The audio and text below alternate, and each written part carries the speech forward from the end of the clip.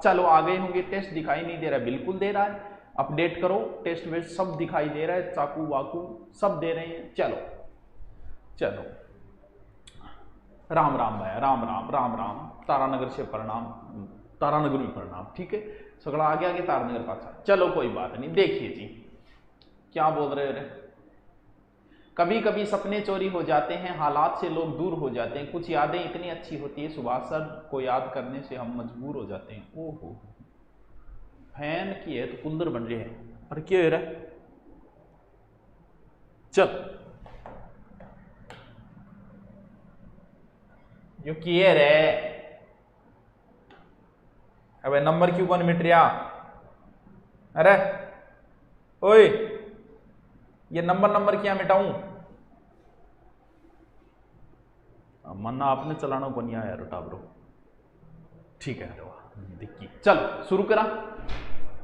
ठीक है, मिटा दियो।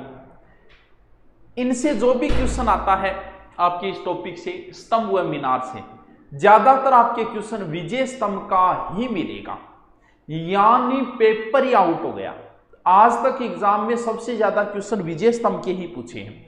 नाम इसका विजय स्तंभ है, इसका मतलब किसी ना किसी विजय के उपलक्ष्य में तो कन्फर्म बनी है ये। यानी विजय स्तंभ जो है वो कब बनी है, वो किस विजय के उपलक्ष्य में बनी है, सारंगपुर विजय के उपलक्ष्य में, या फिर आप कह सकते हो मालवा विजय के उपलक्ष्य में। मालवा कुंभा ने 1437 में सारंगपुर या मालवा विजय की थी, इसी के उपलक्ष्य में ये बनी थी। बहुत सारी चीजें आगे आपकी आएगी, जैसे इसरलाट राजमहल विजय के उपलक्ष्य में। एक है बुलंद दरवाजा, वो जरूर याद रखना, वो गुजरात विजय के उपलक्ष्य में अकबर ने बनवाया था, भारत का सबसे ऊंचा दरवाजा माना जाता है। तो ये जो विजय स्तंभ है ये सारंगपुर विजय, सारंगपुर युद्ध तो हुआ था 1437 में, लेकिन ये विजय स्तंभ जो बननी प्रारंभ हुई थी वह 1440 से 1448 के बीच में ये बनी थी। और सबसे ज्यादा जो क्वेश्चन पुटअप होते हैं वो विजय स्तंभ के ही पूछे जाते हैं एग्जाम के अंदर। अब देखो मैं विजय स्तंभ को अलग से बनाता हूं ताकि आपके सारे क्वेश्चन क्लियर कर सकूं मैं। ये है आपकी विजय स्तंभ, ये करके दिखाओ, ये करके, ये करके, ये कितनी होगी, 1 2 3 4 5 6 7 8, और आप एक मंजिल और कर दिया,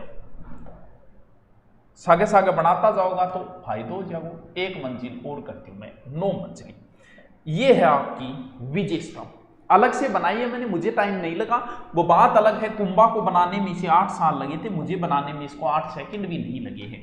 ये 120 से 122 फीट तो ऊंची है, टोटल 9 मंजिला है। मेन चीजें इसकी देखें, 157 इसके अंदर क्या है, सीढ़ियां है। धरातल पे इसकी चौड़ाई जो है वो लगभग 30 फुट तक है, 30 फीट तक। विजय स्तंभ कुंभा ने सारंगपुर विजय के उपलक्ष्य में बनाई। विजय स्तंभ का एक एक क्वेश्चन याद होना चाहिए, घरे आगे पूछूंगा आधी रात में, एक एक प्रश्न याद होना चाहिए, भूलने का तो नाम ही नहीं होना चाहिए विजय स्तंभ के अंदर, तो क्योंकि क्वेश्चन आना ही विजय स्तंभ है। विजय स्तंभ कुंभा ने बनाई सारंगपुर विजय के अंदर से 1440 से 48 के मध्य, 120 फीट ऊंची है, 9 मंजिला है, 157 इसके अंदर सीढ़ियां है। अब इसकी कुछ और बातें हो रही हैं। कुंभा किसका भगत था, अगर एग्जाम में पूछ ले, कुंभा विष्णु का भगत था, तो जब भी कुंभा कुछ बनाता था उसके आगे विष्णु की मूर्ति लगा देता था, इसीलिए इसका दूसरा नाम क्या है, विष्णु ध्वज भी है। इसका दूसरा नाम क्या है, विष्णु ध्वज।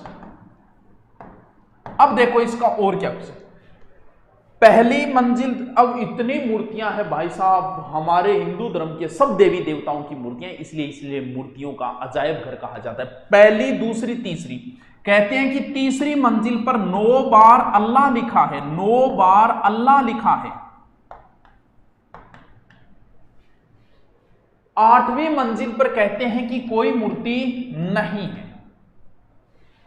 और सबसे ऊपर कीर्ति का बखान जब होता है तो आदमी ऊपर चला जाता है, यानी सबसे ऊपर 9वीं मंजिल पर क्या लिखी गई है, इसके ऊपर है कीर्ति स्तंभ प्रशस्ति।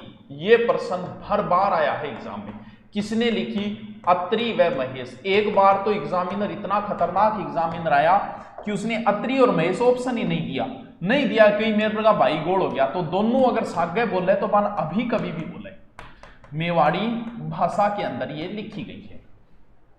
ये तो है विजय स्तंभ की नॉर्मल बातें, ऊपरी ऊपरी बातें जो कि प्रमोट होने वाले बच्चे को भी पता है। लेकिन आप तो हाई लेवल की तैयारी कर रहे हो, एसआई जैसी एग्जाम की तैयारी कर रहे हो, तो आपके लेवल की बात नहीं है ये, तो आपके लेवल से बहुत नीची है।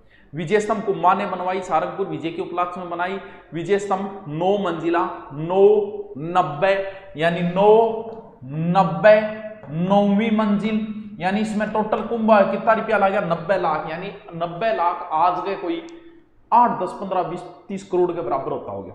बी टाइप का 90 लाख, यानी उस समय 5 रुपया में ब्याह हो जाता, 5 रुपया में ब्याह हो जाता तो 90 लाख रुपया कितना होता हो गया।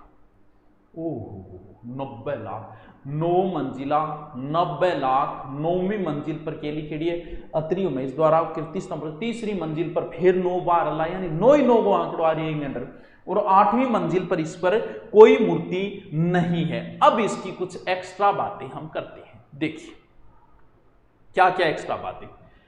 ये देखो विजय स्तंभ एक 100 है, देखो यो की है एक 100 बन रही है, 1 को नहीं हो, तो विजय स्तंभ पर 1 रुपये की डाक टिकट जारी हुई। कितने रुपये की? 1 रुपये की। कब? 1949। विजय स्तंभ फर्स्ट इमारत थी जिस पर डाक टिकट जारी हुई 1 रुपये की। जब आप राजस्थान पुलिस में लगोगे तो आपके यहां भी विजय स्तंभ होगा। माध्यमिक शिक्षा बोर्ड की जब भी कोई बुक लाओगे उसके ऊपर ठप्पा लगा मिलेगा किसका? विजय स्तंभ का। यानी विजय स्तंभ जो है वो आपके राजस्थान पुलिस प्लस माध्यमिक शिक्षा बोर्ड का क्या है? प्रतीक चिन्ह है। अब इसके उपनाम बहुत है। हाँ 1 रुपये की डाक टिकट जारी हुई, एक उपनाम बहुत है, चल नहीं रहा है तो अपडेट कर लो, आज अपडेट आया नया इसलिए हो सकता है समस्या आ गई होगी। अब इसके उपनाम याद रखने जरूरी है। जैसे टोड आया आके बोला कुतुब मीनार से भी श्रेष्ठ है, टोड बोलो भाई जी जोरगी है रहा तो कुतुब मीनार भी श्रेष्ठ है। कौन कहो? टोड कहो। टोड बोलो रहा कितनी सुनिए कुतुब मीनार भी सुनिए। फिर आयो फर्ग्यूसन बोलो ले मैं रोम जा गया हो, रोम के टार्जन के समान बताया किसने? फर्ग्यूसन। 1% ज्यादा कुछ चीजें। हिंदू देवी देवता की इतनी मूर्तियां हैं इसके अंदर, हिंदू देवी देवता की मूर्ति होने के कारण इनके बोले हिंदू प्रतिमा शास्त्र की अनुपम निधि, शास्त्र की अनुपम निधि। अनुपम रट लियो, हर गाइड में कौन मिलेगा? एक जगह आरपी व्यास कही बात। एक तो बोलो संगीत की भव्य चित्रशाला, लो कर लो बात, संगीत ही जोड़ दियो।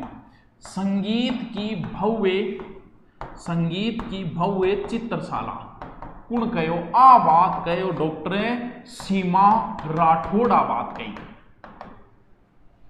बोलो पुराना देवी देवताओं को खजानो है, आ बात कौन कही? ओझा जी कही। सुनो थे देखो थे कितनी बातें कही इन बारे में, यानी ओझा जी के कहो, ओझा जी कहो इन बारे में पौराणिक देवताओं अमूल्य कोश कौन कही आ बात? ओझा। गोपीनाथ शर्मा बोले लोक जीवन को रंगमंच, ले गुरुजी इतनी में तो गठी पढ़ी को नहीं, अरे आप पढ़ ले तो लोक गीत का रंगमंच, लोक गीत नहीं लोक जीवन का रंग मंच कौन कही? आ बात कही है कौन? गोपीनाथ शर्मा कही। और विष्णु ध्वज कौन कहो? उपेंद्र नाथ। कौन? विष्णु ध्वज कौन कहो? उपेंद्र नाथ। ओरे याद हो जैसी गिर बेटी का बापू, कभी कभी इतने चोरों आ जाते हैं कि हालात लोग दूर हो जाते हैं। हे भगवान भाई करम के करा। अफगानिस्तान के बारे में बोलो कुछ गुरु। तू एक बात बता, मैं जब अफगानिस्तान के बारे में बोलूंगा तो सरकार आ जाएगी कि नहीं? अरे मैं कौन बोलना यार अफगानिस्तान के बारे में, तू बता। माड़ी हालत है भैया, बहुत माड़ी हालत है।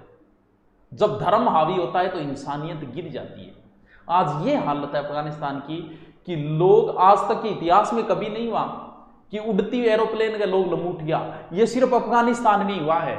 और अब प्लेन गए लमूटेड़ा कितनी देर रहेगा, ऊपर उपड़े, यानी जहां धर्म हावी हो जाता है वहां इंसानियत गिर जाती है। सबसे पहला खतरा आप देखो, जितने भी वीडियो आ रही है उसमें सब पुरुष ही पुरुष भाग रहे हैं, महिलाएं कहां गई। बहुत बुरी स्थिति है ऐसी, भगवान ऐसी स्थिति किसी देश को न दिखाए और ऊपर वाला बचाए उन लोगों को। बहुत बुरी हालत है, सब पर कब्जा हो चुका है। मेरे तो एक चीज समझ में नहीं आई कि वहां की आर्मी जो थी वो मात्र 90,000 लोगों के आगे समर्पण कर दिया। पता नहीं क्या स्थिति, क्या कमजोरी, आर्मी के पास आधुनिक हथियार होते हैं फिर भी पता नहीं क्या हुआ। वरना हमारी वाली को आर्मी को बोलते तो अब भी अगर बात बने तो अब भी जाके अफगानिस्तान मिलाना पड़ेगा। शर्त ये है, तो आर्मी जिस देश की मजबूत होगी उस देश में ना गृह युद्ध हो सकते हैं कभी और ना ही कोई संगठन उस पर कब्जा कर सकता है। लेकिन वहां की आर्मी ने पता नहीं मात्र थोड़े लोगों के आगे समर्पण कर दिया। आर्मी के पास आधुनिक हथियार होते हैं, सारी चीजें थी, फिर भी पता नहीं क्या हुआ। जो भी हुआ, हो सकता है आर्मी अधिकारियों से संपर्क कर लिया होगा। चलो जो भी, हमें पूरी राजनीति का नहीं पता, लेकिन बहुत बुरा हो रहा है वहां के लोगों के साथ। हाँ जी, हाँ नीम का थाना हो गया होगी सारनी फ्लाइट। हाँ सर जी, मेरे 28 नंबर एग्रीकल्चर का एग्जाम है, 19 नंबर गुरुकुल में पढ़ने आऊंगा, दूसरे एग्जाम की तैयारी करने। कोई नहीं, आज ही तो मारो प्रणाम स्वीकार करो, कर लियांगा। बीमा बैंकिंग को मूर्ति निकाला ना यार, थोड़ा पढ़ने टेप मिले तो निकाला यार, मेहनत करनी पड़े, समझे कर तुम। देखो टापरो दोबारा आओ,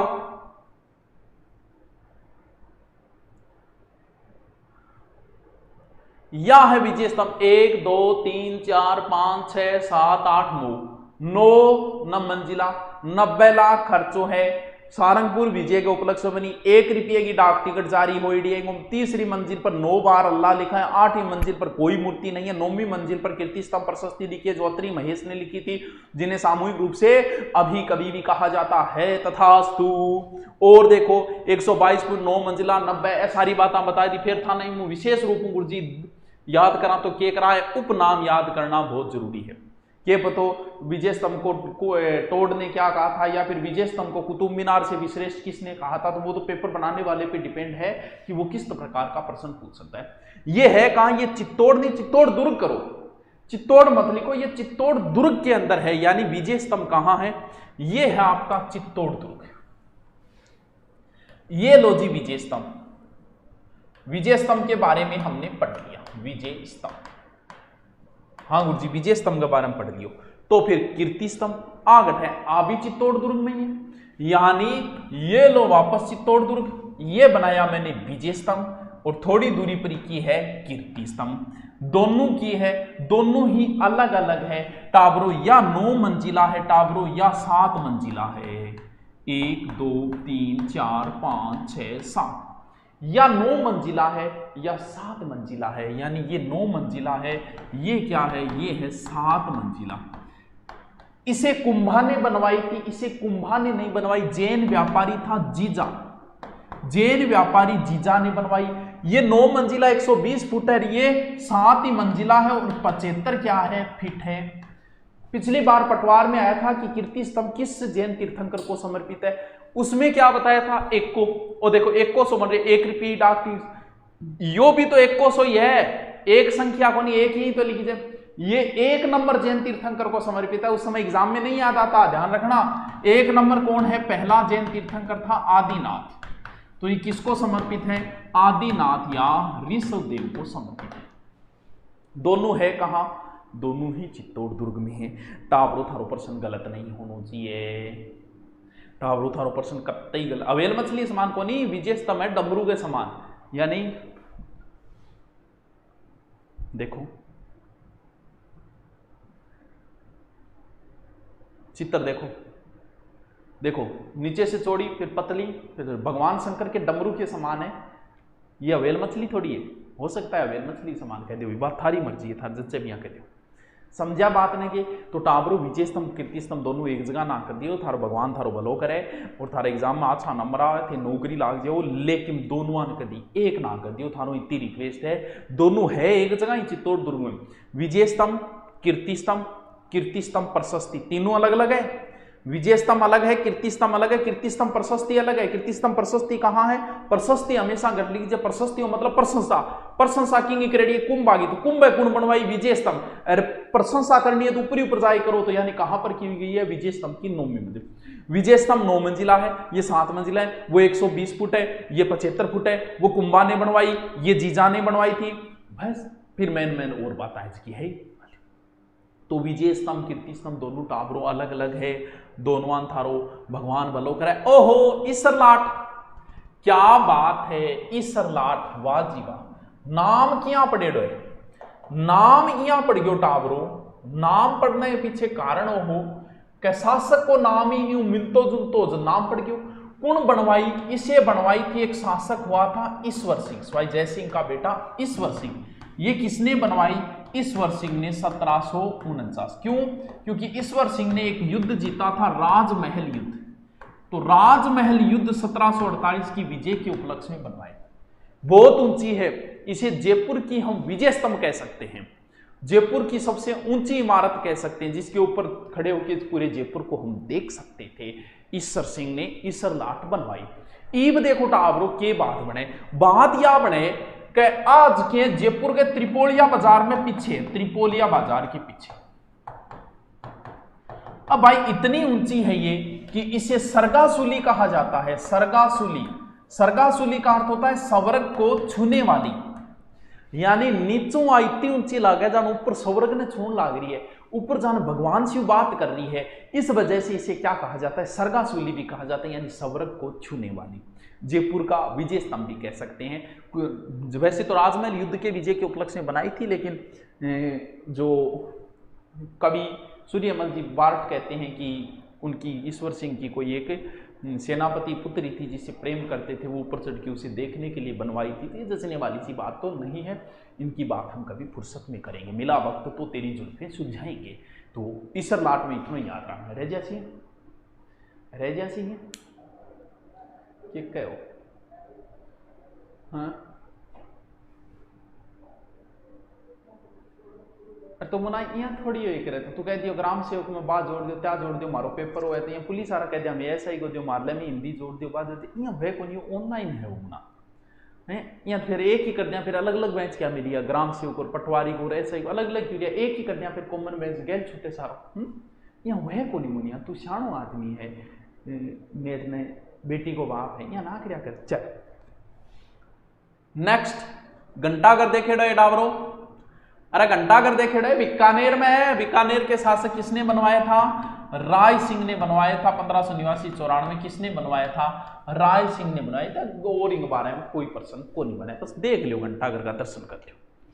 फिर है शाही घंटाघर। ओहो शाही खून है हम, शाही घंटाघर यो तो जोरगो यार ठाडो है। शाही घंटाघर तो देखो बेटा धौलपुर है। निर्माण कौन करवायो? इसका निर्माण करवाया था निहाल सिंह ने। तो निहाल सिंह के कारण इनके बोले निहाल टावर, बोले निहाल टावर। ये जो है ना ये भारत का ही सब ऊंचा टावर है। और रात तेरी ठाडो रहे कई करे करे नहीं जागे बड़ा ताजमहल गए, यहाँ फोटो लेगा, यहाँ फोटो लेगा, ताजमहल खरीद लिए, यहाँ फोटो लेगा यही। अब यहाँ फोटो ले लिया फिर और तो क्या, बहुत ऊंची है, यहाँ करें को नहीं हुआ है। ये भारत की सबसे ऊंचा माना जाता है, भारत का एक तरीके से ऊंचा टावर या सबसे बड़ा घंटाघर। बड़ा घंटाघर, बड़ा घंटाघर कितो ऊंचो है? टावरों 150 फीट ऊंचो है। विजय स्तंभ तो 122 ही है, 150 फुट है। देखेड़ो है मेरे को देखेड़ो मना है, मेरे को देखेड़ो, तेरे देखेड़ो तो बहुत ही बढ़िया बात है।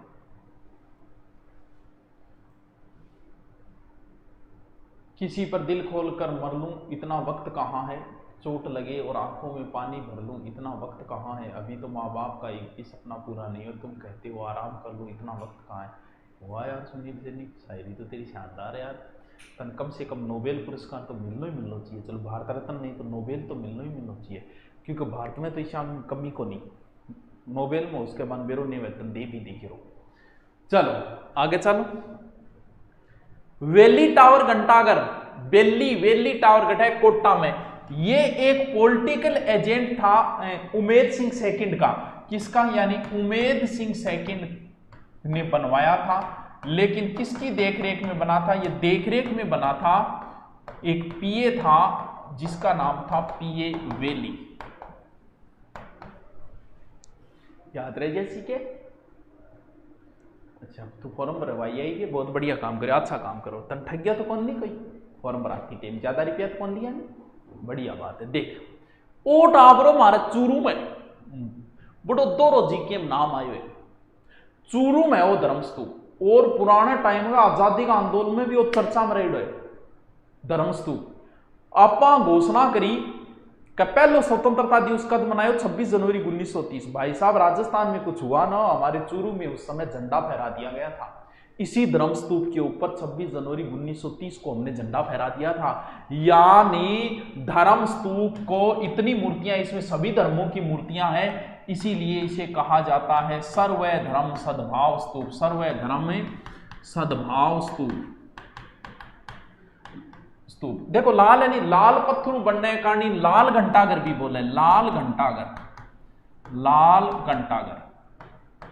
1925 में गोपाल दास ने इसे स्थापित करवाया था और बाद में 1930 में इस पर झंडा फहराया गया था। याद रहे जैसे? हाँ, चंदनमल बैड उन्होंने, गोपाल दास ने झंडा फहराया था यहाँ, तिरंगा झंडा। ठीक है, याद रहे जैसी के? याद रहे जैसी के? आगे चालू। वाह यार गुरु जी, तो बहुत ही चीज। अच्छा, उसकी कत्थई आंखों में दिखता है जंतर मंतर सब, चाकू वाकू छुरियां बुरियां, बहुत फेमस है जंतर मंतर। तो सवाई जय सिंह ने 5 वेधशालाएं बनवाई थी, जयपुर, दिल्ली, मथुरा, उज्जैन और वाराणसी। 5 बनवाई, बहुत बार प्रश्न आता है इसका।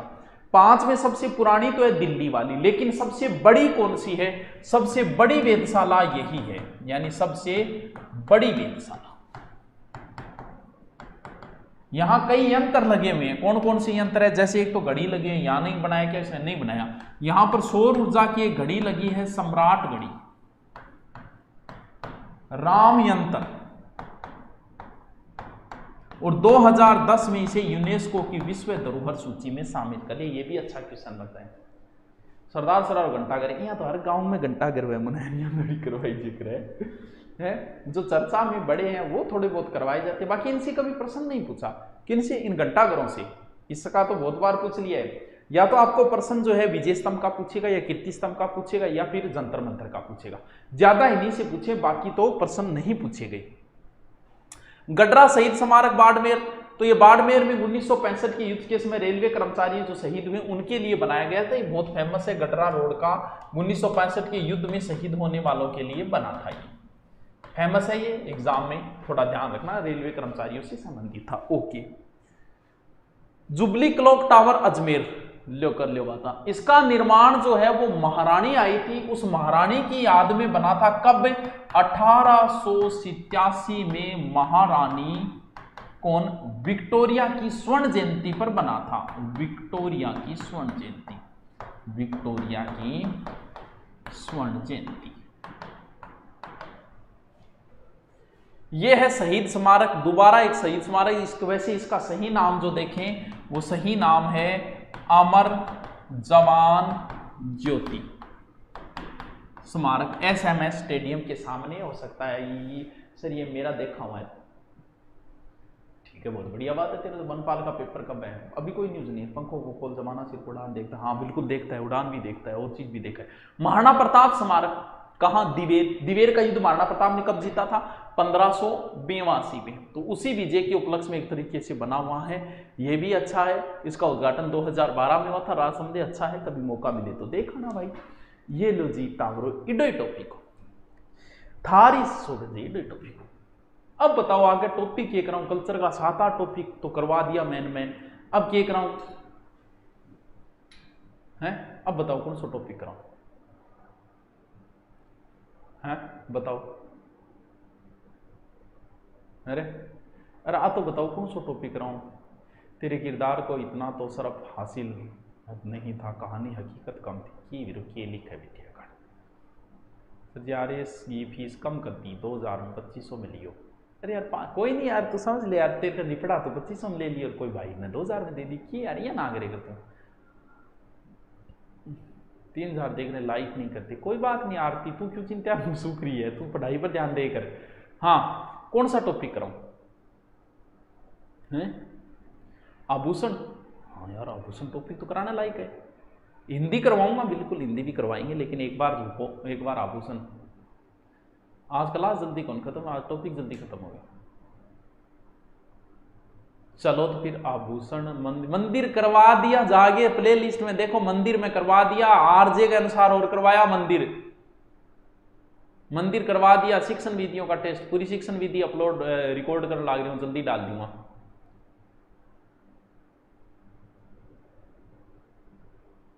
सर महाराणा प्रताप चित्तौड़गढ़ नहीं आए थे क्या? अरे तो शुरू में तो चित्तौड़गढ़ पे शासन ही किया था उदय सिंह ने।